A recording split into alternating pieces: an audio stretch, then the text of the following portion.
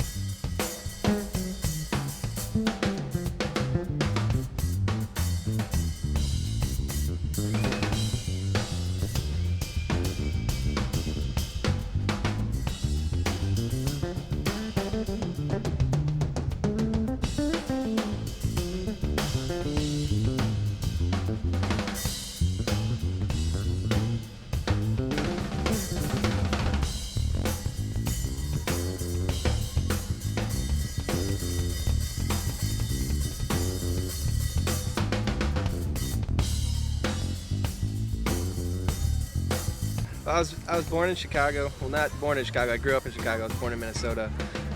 So I grew up in the suburbs of Chicago, and I started playing when I was pretty young, playing piano. I picked up bass, I guess, when I was in 5th grade or something, playing in orchestras and getting pretty heavily involved in music. And I guess I knew pretty early on that I always wanted to play. And so I went to college. I got both a bachelor's and a master's degree in music, studying mostly classical music and jazz. On upright bass, and actually the band that Vince was just talking about, the Bluegrass Holes, were some friends of mine in Urbana, Illinois, who really introduced me to bluegrass and got me hooked on that kind of music, and I guess that's kind of what led me to this band somehow. But I've studied and played all sorts of music. Pretty much all American music is what I'm interested in. Classical music, Charles Ives, Aaron Copland, jazz. I love Miles Davis, John Coltrane, Bill Frisell, and also bluegrass, Bill Monroe, Ralph Stanley, Hot Rise, Tim O'Brien. It's just so much good American music.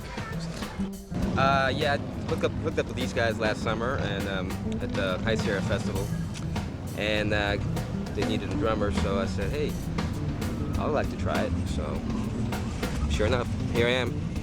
I started playing when I was 12. It was Led Zeppelin and Rush, like for a long time. Big time. It was like big Zeppelin and Rush head.